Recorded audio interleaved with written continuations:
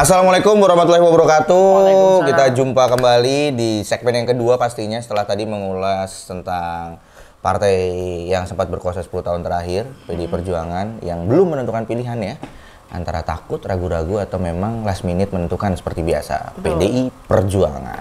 Karena PDI Perjuangan di DKJ Jakarta belum menentukan, di Jawa Timur juga belum menentukan. Seperti janji saya tadi, di yang berikutnya ini kita bakal membahas tetap dengan pilkada karena ini masih di tanggalnya Mas Dari. Betul. Sampai tanggal 29 rekom banyak bermunculan, apalagi di tempat-tempat yang posisinya strategis karena Kim ini banyak melakukan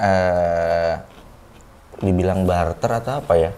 Pokoknya banyak melakukan konsolidasi, banyak melakukan rembukan seperti halnya Golkar mendapat DKI Jakarta. Ya. Terus Gerindra mendapat Jawa Barat. Terus berharap juga sebenarnya ada Koreanya dari Banten yang disampaikan oleh Mas Pacul, ya kan? Siapa namanya Mas? Adrian Sony ya. Adrian Sony itu turun di Banten, tapi ternyata yang seperti kita bilang tadi, detik terakhir kita pas ke sini ternyata Golkar mengalihkan dukungan dari Adrian Sony ke Bu Airin. Sama halnya juga yang menarik di Tangsel. PKS menarik dukungannya dari Marcel. Tapi kita nggak bahas soal Tangsel, kita bahas tentang Golkarnya sendiri. Iya, Golkar. Ya kan? Sebagai sebuah partai modern, Bang. Betul. Karena di Surabaya sendiri tempat kita, Golkar belum menentukan juga kemana. Betul. Jadi di Surabaya masih ada Gerindra, PSI, dan Golkar belum menentukan siapa calon mereka. Betul. Golkar kemarin maksudnya Golkar sempat ada di Surabaya sendiri mengatakan bahwa mendukung Mas Eri tapi tidak calon wakil wali kotanya. Nah, ini kan agak unik juga gitu kan, ada hal unik kok nggak satu paket padahal kemana-mana jualannya Mas Eri dan Pak Armuji itu satu paket. Betul, bahkan tadi malam saya melihat di salah satu sosmed ketua partai non-parlemen itu habis acara dengan Eri Armuji. Lumayan banyak, harusnya partai-partai non-parlemen ini berani bersikap menyikapi putusan MK. Betul, karena KPU sendiri kan mengatakan akan sesuai dengan PKPU-nya sesuai dengan peraturan MK kan. Nah berarti harusnya partai non-parlemen itu punya peluang untuk mengusung calon alternatif. Betul. Harusnya kalau memang pun akan mendukung incumbent, paling nggak untuk mengetes soliditas mesin partai mereka harusnya. Iya kan, dikasih figur siapa, dites nih konkret nggak mesinnya. Betul, kalah menang yang penting udah berkontestasi. Betul, kan? Karena menurut saya partai itu mengecek soliditas, mengecek kesiapan itu cuman di pemilu. Iya. Pemilu legislatif, pilkada, pilpres. Kalau selebihnya itu kan gampang memobilisasinya, entah mungkin rakercap, muscap itu gampang. Betul. Jadi itu karena mereka itu parpol. Beda kalau ormas, OKP ya tesnya adalah dari kegiatan. Betul. Kalau partai, kalau disebut partainya eksistensi sebuah partai itu ya dia ikut pemilu. Betul. Merebut dan mempertahankan kekuasaan. Iya sih sebenarnya itu menjadi alternatif juga ya untuk partai-partai politik baik itu di Surabaya maupun daerah-daerah lainnya yang non parlemen. Dengan adanya keputusan MK ini ya dicoba gitu. Entah itu ketum parpolnya yang maju kah? Kan bisa aja gitu. Atau mungkin melihat ada tokoh masyarakat yang dia tidak punya partai politik gitu kan, tidak ada kendaraan. Ya. Tapi itu menarik sih kalau kita lihat di Jawa ya Bang. Di Jawa khususnya untuk tadi kita sudah bahas tentang DKI, di Jawa Timur sendiri ini juga masih ada simpang siur juga. Kalau Bu Khofifah memang sebagian besar Kim Plus mendukung Khofifah ya, karena memang beliau juga ketua tim pemenangan Prabowo di Jawa Timur, gitu kan. Nah tapi isu yang berkembang PDI mengusung Bu Risma dengan Pak Aswar Anas.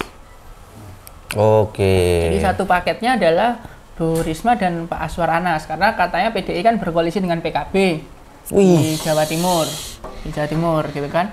Nah, tapi calonnya PDI. Nah ini kemarin saya sempat ngobrol juga ada beberapa. Kalau itu tes mesin beneran sih. Tes mesin beneran. Ada beberapa teman yang menanyakan gimana peluang Bu Risma sama Pak Aswar Anas. Saya bilang tetap kalah. Kenapa? Karena Bu Risma hanya populer di wilayah Surabaya Raya. Kamu sudah melihat ini. Apa Bang? melihat ke depan, oh pasti kalah ini gitu. Oh ya, kalah, kalau katakan kalah. Oh, ternyata berdasarkan hitung-hitungan politik ya? Iya, hitung-hitungan politik karena Bu Risma itu dia hanya famous di wilayah Surabaya Raya. Betul. Ya, dia terkenal ini popularitasnya oke. Iya. Elektabilitasnya kita nggak bisa nyampaikan kalau itu sebesar Bukoviva. Bukoviva, betul. Karena Bukoviva ini mengakar banget di Jawa Timur. Oh, terutama di dari zamannya Gus Dur aja sudah menjadi DPR RI. Betul. Ya kan? Dia ketua Muslimat.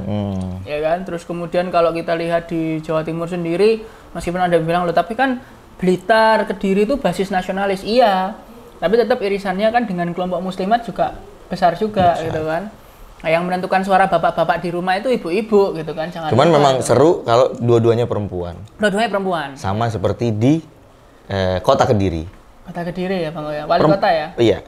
Perempuan-perempuan. Perempuan-perempuan. Nah, ini juga salah satu bagian menunjukkan bahwa ya perempuan tuh ikut dalam kontestasi juga punya peluang yang besar. Ada Bu Airin ya kan, terus kemudian ada Bu Kofifa, ada Bu Risma. Ya ini baiklah untuk dan yang pasti ada Bu Mega sebagai pionir.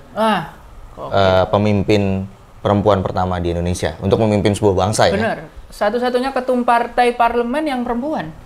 Ya, karena Perindo enggak. Perindo enggak kan. Satu-satunya partai yang ketumnya perempuan adalah Bu Mega. Itu luar biasa sih. Nah, ini Mega. Itu lagunya Hip Me ya. Iya, itu Hip Me. Sorry. Apa. Di Jawa kok abis kita bahas Bu Mega suka bahaya juga kan, kita takut ya. Sensitif berarti sama Bu Mega. Iya. Kalau nggak suka sama Bu Mega bilang aja Mas. Kalau kita sih bukan nggak suka, kita hanya senang menanggapi, mengkritisi. Iya. Tapi tetap Bu Mega itu kita berdua ini sepakat bahwa beliau itu sebagai tokoh nasional yang menjaga keberagaman. Betul. Dan dia adalah yang sampai hari ini membuat partai PDI adalah partai yang sangat ideologis, bukan pragmatis. Karena kalau kita lihat perkembangan partai hari ini, ya satu-satunya partai yang berideologis ya PDIP. PDIP ya. Ya kan.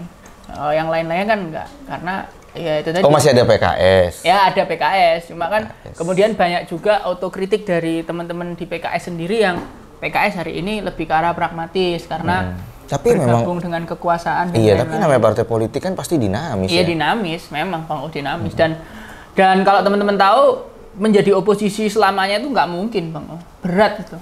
Berat karena berbicara terkait logistik. Logistik, iya berat teman-teman. Ya kan? Dan non teknisnya atau mungkin yang orang bilang banyak dikebiri dari berbagai macam kepentingan. Kebiri lah pasti karena mereka tidak ada di jalur kekuasaan yang sebenarnya bisa mengamankan kepentingan mereka. Kecuali katakanlah kok teman-teman ingin memiliki partai ideologis, kecuali kayak tahun 50-an di mana orang tuh masuk partai sukarela, dia kemudian ikut iuran. Kok sekarang kan enggak Bang? Justru duit partai yang disedot sama orang. Iya, makanya itu orang. Tapi giliran sudah orang partainya atau partai ngasih duit terus mereka mendukung, terus orang yang dipilih ya bergerak salah, dicaci juga. Iya, makanya harusnya nggak usah diterima duitnya. Iya. Supaya kita bisa check and balancingnya tuh oke, yang diterima. Ya kan, jadi ya kita berharap sih mudah-mudahan di Jawa Timur ini, ya itu tadi pertarungan antara dua perempuan ya, Bu Kofifa dan Bu Risma.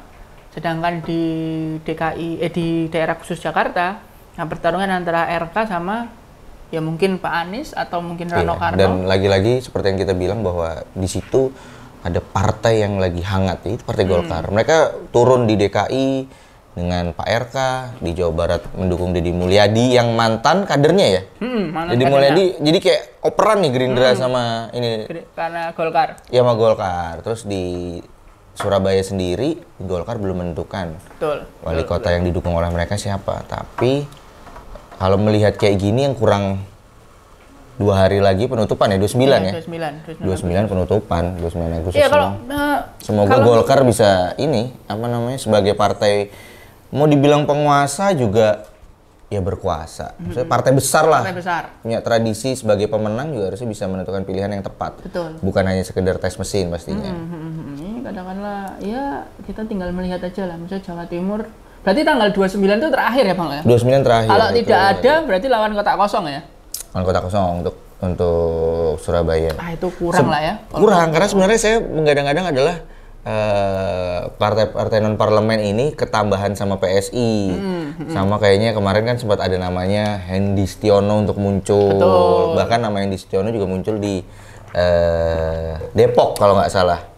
Sampai Depok. Sampai Depok. CEO Baba Raffi sampai Depok. Sampai Depok. Kayak gitu. Kok tahu gitu sih? Loh, karena Baba Raffi itu Bang, Baba Raffi Enterprise itu yang Jakarta sampai ke Sumatera itu kan punya mantan istrinya.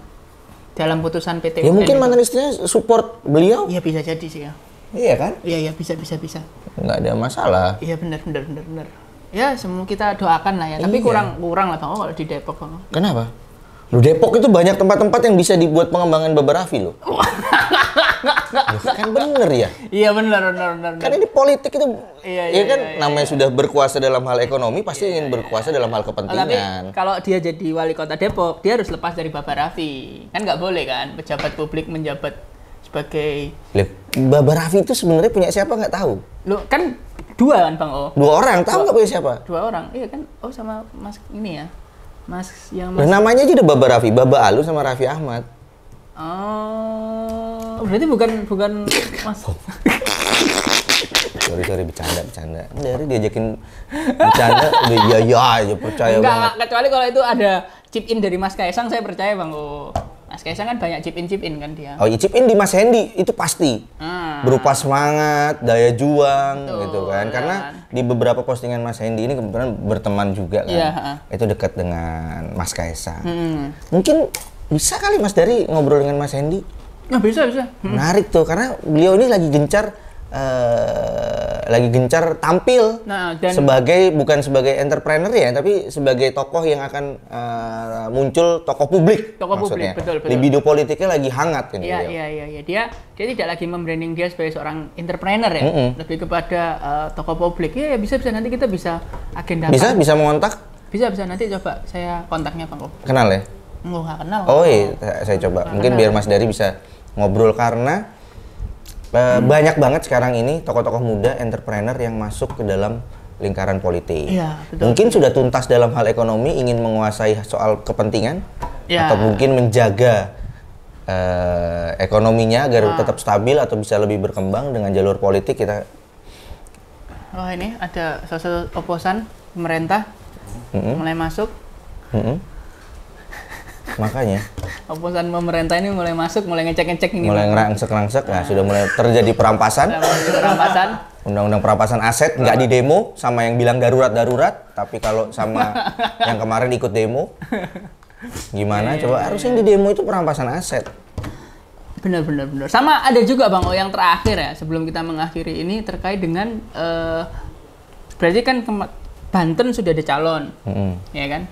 Bu Airin ya calonnya ya, sama Untuk Golkar ya? Untuk Golkar sama Mas Adrian Soni ya berarti ini kalau lawannya.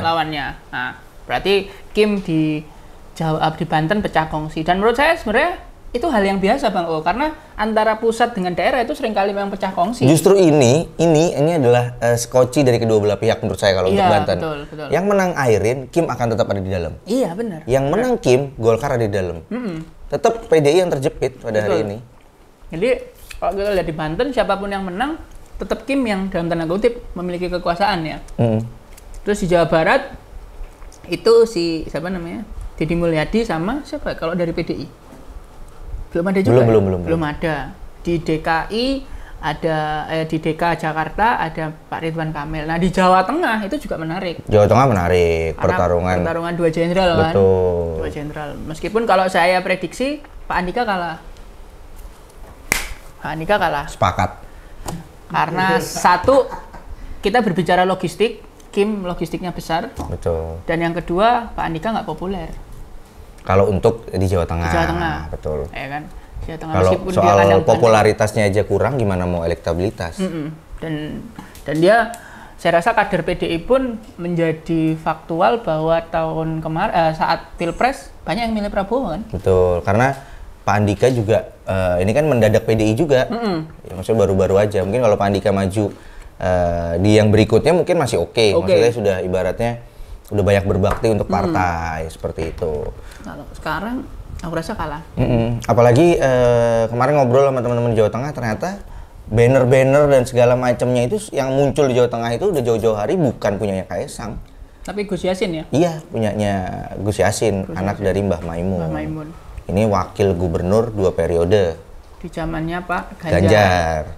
Sekarang dia maju lagi. Kemarin menang DPD RI dengan suara berapa juta gitu. Terus sekarang maju sebagai wakil gubernur bersama Ahmad Lutfi. Mantan Kapolda Jawa Tengah. Betul. Yang baru pula. Asli Wong Magetan. Asli Wong Magetan. Itu tuntas itu. Ya kalau saya katakan.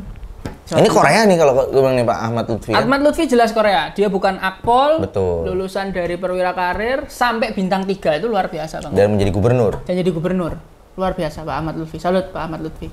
Pak Andika ya saya rasa bisa mencoba di lain kesempatan. Itu prediksi kita berdua. Iya, mending fokus di ketua umum Pepabri aja lah. Emang dia ketua umum Pepabri? Nggak mungkin aja kan nyari kalau Pak Agung Gumelar itu ketua Pepabri apa bukan? Wah, saya juga nggak tahu. Atau ke apa namanya? Ya fokus yang lain lah Bang. Atau mungkin mengisi di Asabri. Udah semakin ngaco ini. Iya. Ya kita akan lihat di pertemuan-pertemuan selanjutnya terkait dengan dinamika pilkada. Semoga nanti ada narasumber juga yang bisa kita ajak bicara. Oke, kita akan coba akses dengan Mas Hendy. Mas Hendy. Yang libido politiknya lagi tinggi-tingginya. Betul. Ya, jadi di segmen kedua ini kita udah bahas Golkar, beberapa titik pilkada pertarungan Golkar dan juga barter kepentingan di beberapa tempat. Semoga siapapun calonnya, siapapun pemenangnya, itu semoga bisa bermanfaat untuk masyarakat. Amin. Dan satu lagi, namanya pertarungan politik, jangan baper. Ya, jadi tetap stay tune terus di Dapur Politik, ikutin terus Dapur Politik, jangan lupa like, subscribe, komen, menyala project. Dapur Politik akan hadir terus di pertemuan-pertemuan selanjutnya.